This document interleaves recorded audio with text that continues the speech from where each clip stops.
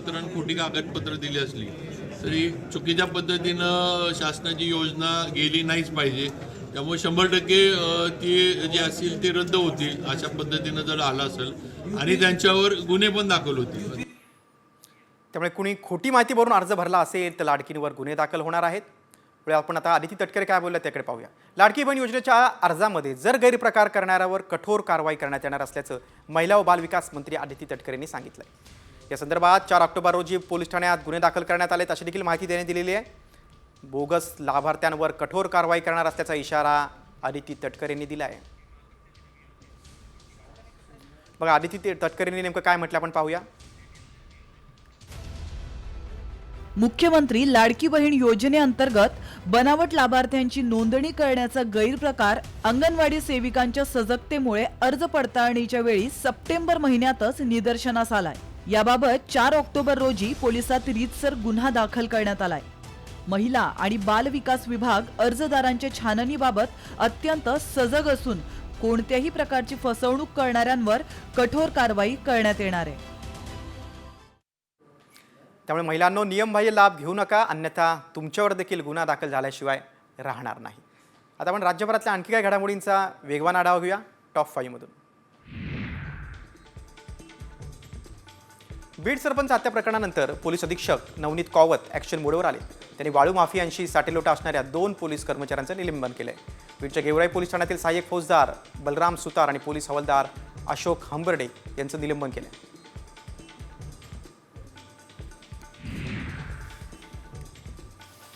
जालना तालुक्यातील सारवाडी स्थानकाजवळ एका ट्रक चालकानं थेट रेल्वेच्या पटरीवर ट्रक चढवला होता. पटरीवर एकीकडे ट्रक अडकला होता तर दुसऱ्या दिशेनं भरधाव वेगानं तपोवन एक्सप्रेस येत होती. मात्र पटरीवर ट्रक अडकल्याचं रेल्वे पायलटचं पाहिल्यानंतर त्यांनी ट्रेनचा वेग कमी केला आणि ट्रेन थांबवली. रेल्वे पायलटनं दाखवलेल्या प्रसंगावधानामुळे मोठा अनर्थ टळला.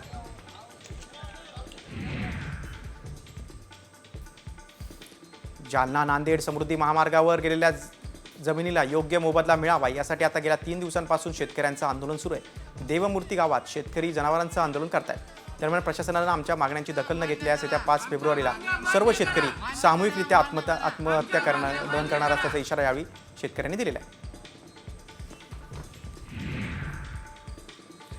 धाराशिव शहरातील अतिक्रमण हटवण्यासाठी आता बांधकाम विभागाच्या वतीनं अतिक्रमण हटाव मोहीम सुरू आहे. शहरातील मुख्य रस्ता असलेल्या आयुर्वेदिक महाविद्यालय ते तेरणा महाविद्यालयापर्यंतचं अतिक्रमण हटवण्याची मोहीम सुरू आहे. पहिल्याच दिवशी 200 अतिक्रमणांवर हातोडा पडला आहे.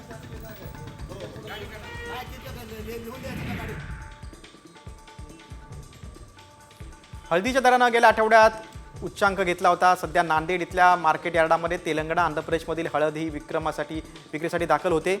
एका आठवड्यातच पिवळ्या सोन्याचे भाव मात्र हजारांनी पडलेत. त्यामुळे जिल्ह्यातील शेतकरी चिंतेत आहेत.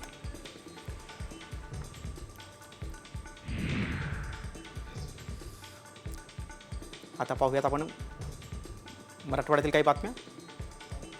अमरावती जिल्हा नियोजन समितीच्या बैठकीमध्ये पालकमंत्री चंद्रशेखर बावनकुळे अधिकाऱ्यांवर संतापलेत. नागरिकांचं 4 तासात 350 निवेदन आले होते. तुम्ही कामात दिरंगाई करत असल्यानं नागरिकांना असे निवेदन घेऊन यावं लागत असल्यामुळे बावनकुळे म्हणाले यापुढे दिरंगाई न करण्याची तंबी त्यांनी अधिकाऱ्यांना दिलेली आहे.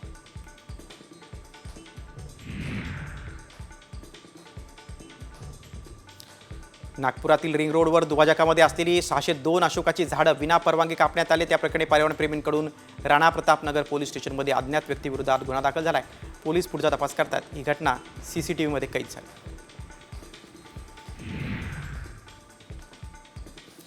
वर्ध्याच्या हिंगणघाट येथील जिल्हा परिषद उच्च प्राथमिक शाळेतील शिक्षकांमध्ये हाणामारी झालेली आहे. त्यानंतर शिक्षकांनीच विद्यार्थ्यांना क्षुल्लक कारण पुढे करून मारहाण केली. या घटनेतील पीडित मुलांचा व्हिडिओ सोशल मीडियावर व्हायरल झालाय. त्यामुळे शिक्षण विभागात खळबळ उडाली.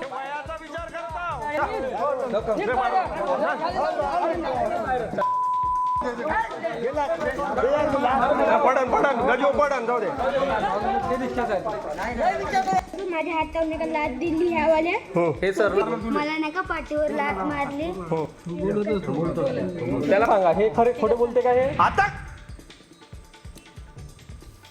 शेगावमध्ये अतिक्रमणधारक गुंडांकडून भाविकांना मारहाण करण्यात आलेली आहे. या घटनेचा सीसीटीव्ही व्हिडिओ समोर आलेला आहे. या प्रकरणी आता शेगाव पोलीस ठाण्यात गुन्हा दाखल झालाय. पोलिसांनी 3 अटक केली.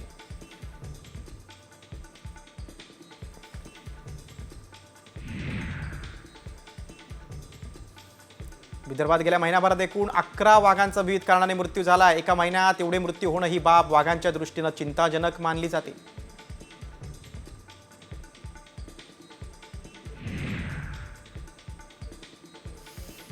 भाजपचे मंत्री गिरीश महाजन आणि आमदार एकनाथ खडसे यांच्यातील राजकीय वैर सर्वश्रुत आहे. या दोघांमध्ये मनोमिलन घडून आणण्याचा प्रयत्न एकनाथ खडसे यांची सून रक्षा खडसे यांनी अनेक महिने केला होता. मात्र अद्यापही त्यात यश न आल्यानं आता रक्षा खडसेंनी दोघांच्या मनोमिलनातून हात झटकल्याचं समोर आलं.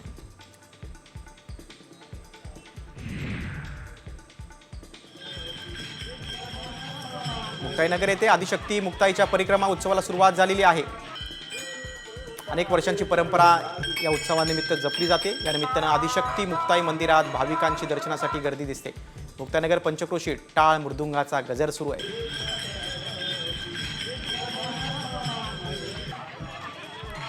नंदुरबार शहरात आणि नवापूर तालुक्यात अवैधरित्या गॅस रिफिलिंग करणाऱ्यांवर पोलिसांनी कारवाई केली. या धडक कारवाईत 3 लाखांचा मुद्देमाल जप्त करण्यात आलाय. 6 जणांवर गुन्हा दाखल झालाय.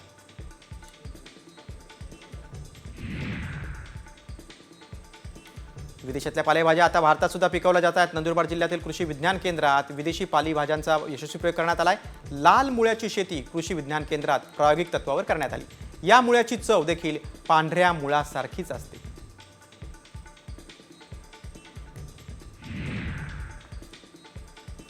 जळगाव जिल्ह्यातल्या अमळनेर तालुक्यामध्ये ॲग्रीस्टॅक अभियान राबवण्यात आलेले आहे. खऱ्याखुऱ्या शेतकऱ्यांना अनुदान, पीक विमा आणि विविध कृषी योजनांचा लाभ मिळावा यासाठी आता शासन ॲग्रोस्टॅक योजना राबवते.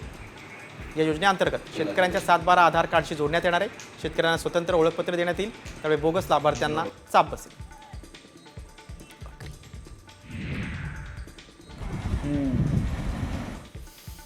सांगलीच्या कृष्णा नदीत मिसळणाऱ्या शेरी नाल्याच्या दूषित पाण्याचा प्रश्न गंभीर बनला आहे. महापालिका क्षेत्रातील लाखो लिटर सांडपाणी कृष्णा नदी पात्रात मिसळते. त्यामुळे नदीचं प्रदूषण आणखी वाढत चाललंय. त्यामुळे नागरिकांचं आरोग्य धोक्यात आलंय.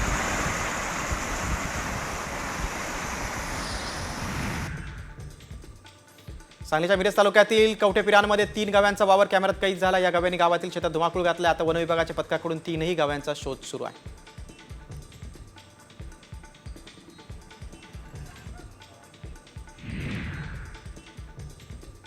कोल्हापुरात 20,000 रुपयांच्या चंदनचोरी प्रकरणी उत्तर प्रदेशच्या दोघांना अटक करण्यात आली आहे. कर्नाटकातल्या रायबाग येथून रुल बाबू पवार आणि करण पवार अशा दोघांना ताब्यात घेतले.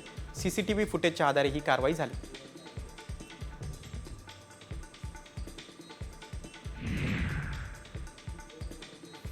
सांगलीच्या हरिपूरमध्ये म्हशी आणि रेडकू पळवण्याच्या अनोख्या शर्यती पार पडल्या. हरिपूर ग्रामपंचायतीनं विशाळी यात्रेच्या पार्श्वभूमीवर ही शर्यत आयोजित केली होती. ही स्पर्धा पाहण्यासाठी परिसरातील गावातील ग्रामस्थांनी गर्दी केली होती.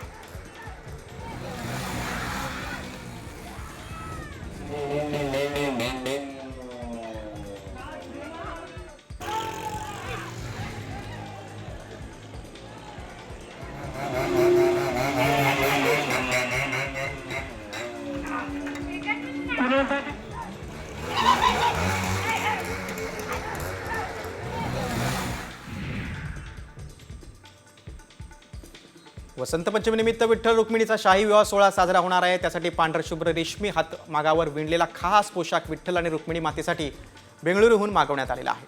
धोतर, उपरणं, पागोटा, कोईमतूर सिल्क, येवला पैठणी या महावस्त्रांचा पोशाखामध्ये समावेश आहे.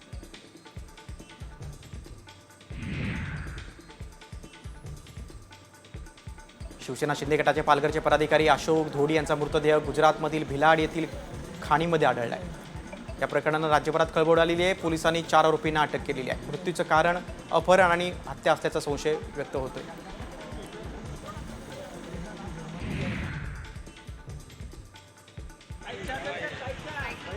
शालेय पोषण आहारामध्ये अंड्यांचा समावेश करावा या मागणीसाठी आमदार जितेंद्र आव्हाड आक्रमक झाले. ठाणे जिल्हा कार्यालयामध्ये ते अंडी घेऊन त्यांनी आंदोलन केलेलं आहे. राज्य सरकारनं मध्यान्ह भोजनातून अंडी बंद केल्यानं आव्हाडांनी आंदोलन केलं.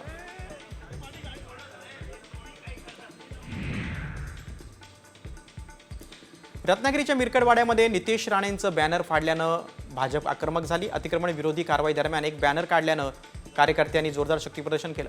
यावेळी बॅनर पुन्हा लावण्याची मागणी केली.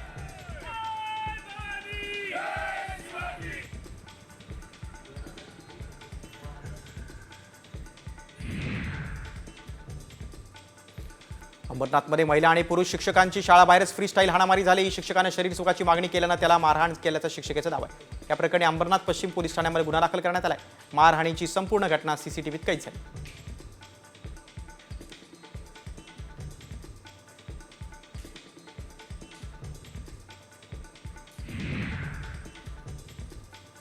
कल्याण शिवीपाटा रस्ता 5 दिवस बंद असणार आहे. निळजे रेल्वे उड्डाणपुलाचं काम 5 फेब्रुवारी रोजी मध्यरात्रीपासून ते 10 फेब्रुवारीच्या मध्यरात्री 12 वाजेपर्यंत केलं जाणार आहे. त्यामुळे या कालावधीत शिवीपाटा रस्त्यावर पलावा जंक्शनकडे येणारी सर्व प्रकारची वाहतूक बंद ठेवण्यात येईल.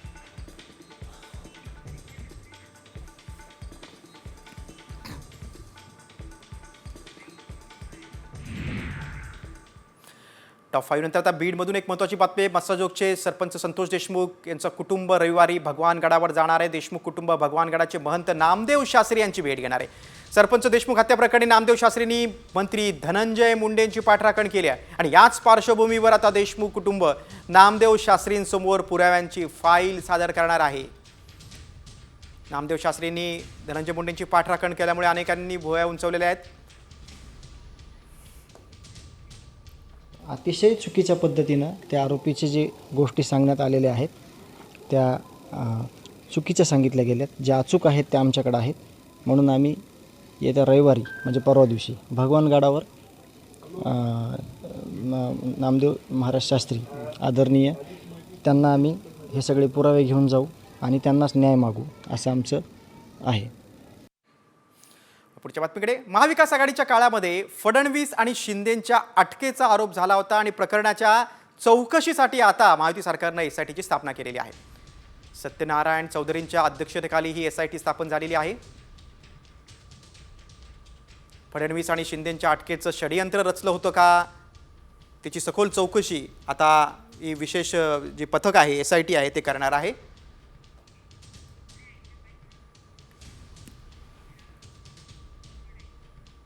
राज्यभरातल्या आणखी काही घडामोडींचा आपण वेगवान आढावा घेऊया टॉप 5च्या माध्यमातून. नाशिकच्या सिडको भागातील शांतीनगरमध्ये सामूहिक नमाज पठणला हिंदू नागरिकांनी विरोध केला. त्यामुळे या ठिकाणी तणावाचं वातावरण निर्माण झालं. बाहेरील नागरिक नमाज पठणासाठी येत असल्यानं स्थानिकांना त्रास होतोय. अनधिकृत नमाज पठणावर बंदी आणण्याची मागणी स्थानिकांनी केली.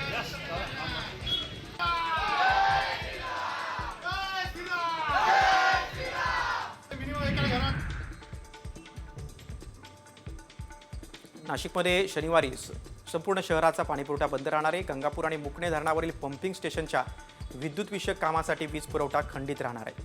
महापालिका प्रशासनानं नागरिकांनी काटकसरीनं पाणी वापरण्याचं आवाहन केलं.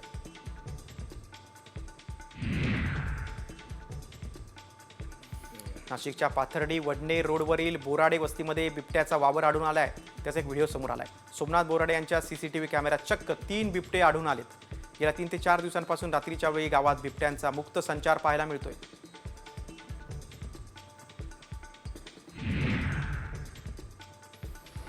नाशिकच्या पवननगर परिसरात पाण्याच्या पाईपलाईनचं खोदकाम सुरू असताना गॅस पाईपलाईन फुटली. गॅस गळती सुरू झाली आणि या गळतीमुळे आता आजूबाजूची वाहतूक देखील वळवण्यात आलेली आहे. गॅस गळती बंद करण्याचे युद्ध पातळीवर प्रयत्न सुरू आहे.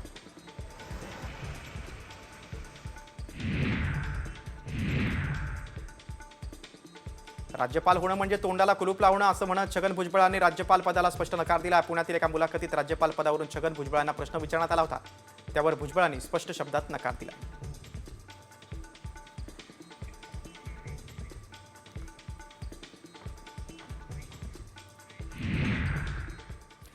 टॉप 5 नंतर एक पुढची बातमी आहे. जालना जिल्ह्यातून मुंबईकडून नांदेडकडे जाणाऱ्या तपोवन एक्सप्रेस आणि ट्रकमध्ये अपघात अगदी होता थोडक्यात टळलेला आहे. कारण जालना तालुक्यातील सारवाडी स्थानकाजवळ एक ट्रक चालकानं थेट रेल्वेच्या रुळावरच ट्रक चढवला होता. विशेष म्हणजे ट्रक रुळावर आल्यानंतर चालकानं पलायन केलं कारण गाडी पुढेच गेली नाही. मात्र रुळावर ट्रक पाहिल्यानंतर लोको पायलटनं प्रसंगावधान दाखवलं आणि तपोवन एक्सप्रेस थांबवली. त्यामुळे मोठा अनर्थ टळला. काही दिवसांपूर्वी जळगावमध्ये भीषण रेल्वे अपघातात 13 जणांचा मृत्यू झाला होता. ही घटना ताजी असताना जालन्यात मोठी दुर्घटना टळलेली आहे.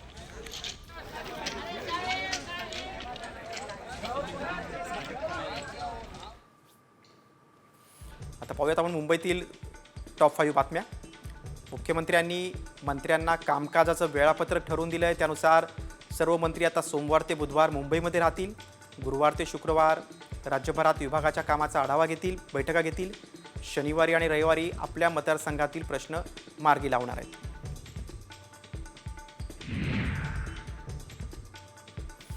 वादग्रस्त वकील गुणरत्न सदावर्ते यांनी परिवहन मंत्री प्रताप सरनाईक यांची भेट घेतली. एसटी कामगारांसह विविध समस्यांबाबत त्यांनी सरनाईक यांना निवेदन दिलं. दरम्यान सरनाईकांचा एसटी संघटनेकडून सत्कार करण्यात आला. यावेळी जय श्रीराम अशा घोषणा देण्यात आल्या.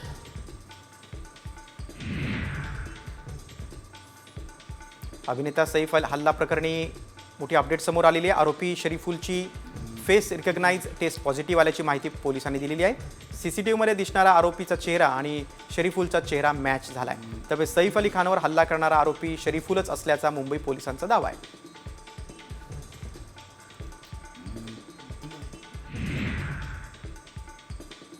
नॅशनल पेमेंट्स कॉर्पोरेशन ऑफ इंडियानं काही दिवसांपूर्वी आपल्या नियमांमध्ये बदल केला आहे. या बदलानुसार आता UPI ID मध्ये कोणतेही स्पेशल कॅरेक्टर देता येणार नाहीत. या प्लॅटफॉर्मनं स्पष्ट केलं की आता 1 फेब्रुवारी 2025 नंतर UPI ID किंवा ट्रान्झॅक्शन ID मध्ये स्पेशल कॅरेक्टर्स असतील तर ते पेमेंट फेल होईल.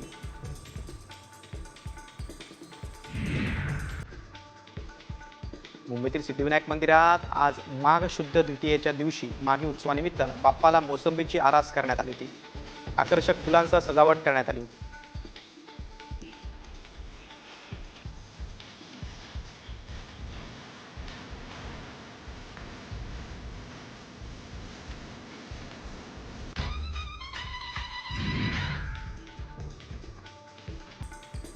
आता पाहूयात पुण्यातील टॉप 5 बातम्या. मुख्यमंत्र्यांनी पुन्हा यांचा नारा दिलाय. विश्व मराठी संमेलनाचं आज त्यांच्या हस्ते उद्घाटन झालं. त्यावेळी त्यांनी विश्व मराठी संमेलन होईल तेव्हा पुन्हा येईन असं म्हणाले.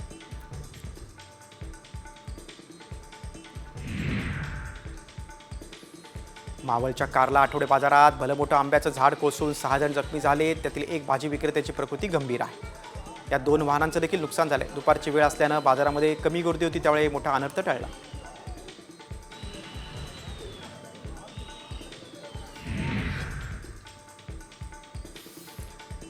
पुणे गुन्हे शाखेनं 25 लाख रुपयांचे ड्रग जप्त केलेत. उच्चभ्रू विमाननगर आणि मार्केट यार्ड परिसरात एकूण 3 कारवाई करण्यात आली.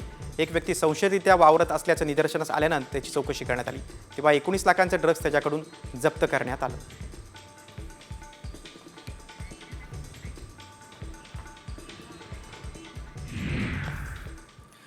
टॉप 5 नंतर वळूया आपण व्हायरल सत्य रिपोर्टकडे. तुम्ही मोबाईल वापरत असाल तर ही बातमी तुमच्यासाठी खूप महत्त्वाची आहे. कारण असा एक दावा करण्यात आला आहे की 20 रुपयामध्ये, केवळ 20 रुपयामध्ये 4 महिने मोबाईल चालणार. खरंच 20 रुपयात 4 महिने रिचार्ज चालणार का? काय आहे या दाव्यामागचं सत्य? आम्ही याची पडताळणी केली. त्यावेळी काय सत्य समोर आलंय, काय वास्तव समोर आलंय, चला पाहूयात. साम टीव्हीचा हा खास रिपोर्ट. 20 रुपयात 4 महिने चालणार मोबाईल. कवडी मोल mobile recharge plan. Viral message मागचं सत्य काय? मोबाईल मध्ये तुम्ही रिचार्ज करत असाल तर तुम्हाला फक्त 20 रुपयात 4 महिने व्हॅलिडिटी मिळणार आहे. हे आम्ही म्हणत नाहीये, तर तसा दावा करण्यात आलाय.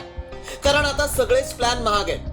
त्यात हा दावा केल्यानं खरंच रिचार्ज प्लॅन इतका स्वस्त झालाय का याची पडताळणी करणं गरजेचं आहे. त्यासाठी मेसेज मध्ये काय दावा करण्यात आलाय पाहूया. जिओ, एअरटेल आणि वोडाफोन आयडियाच्या युजर्सना मोठा दिलासा मिळालाय. आता 20 रुपयात तुमचं सिम कार्ड 4 महिने ऍक्टिव्ह राहणार आहे. तुमच्या मोबाईलवर 90 दिवसांपर्यंत रिचार्ज केलं नाही आणि मोबाईलमध्ये 20 रुपयांचं रिचार्ज शिल्लक असेल तर कंपनी ते 20 रुपये कापून 30 दिवसांची अतिरिक्त वैधता देईल. हा मेसेज व्हायरल होत असल्यानं अनेकांना आश्चर्य वाटतंय. कारण एका महिन्याचं रिचार्ज करायचं असेल तर 150 पेक्षा जास्त रुपयांचं रिचार्ज करावं लागतं. तसंच एका दिवसासाठी इंटरनेट पॅक घ्यायचा असेल तर कमीत कमी 26 रुपयांपासून रिचार्ज करावं लागतं. मात्र खरंच आता ट्रायनं नवीन नियम केलाय का? 20 रुपयात 4 महिन्यांची व्हॅलिडिटी मिळणार आहे का याची सत्यता जाणून घेणं गरजेचं आहे. कारण लाखो लोक मोबाईल वापरतात. त्यामुळे असं रिचार्ज असेल तर अनेकांना फायदा होईल. म्हणूनच आमच्या टीमनं याची पडताळणी सुरू केली. याबाबत अधिक माहिती मोबाईल कंपन्यांकडून मिळू शकते. त्यामुळे आमच्या टीमनं माहिती मिळवली. त्यावेळी काय सत्य समोर आलं पाहूया. 20 रुपयात 4 महिने मोबाईल चालणार हा दावा खोटा आहे. ट्रायनं असा कोणताही नवीन नियम लागू केलेला नाही. लोकांची दिशाभूल करण्यासाठी पोस्ट व्हायरल केल्या जात आहेत. रिचार्ज प्लॅन आधीपेक्षा आता थोडे स्वस्त झाले. टॉक टाइम रिचार्ज 10 रुपयांपासून मिळू लागलाय.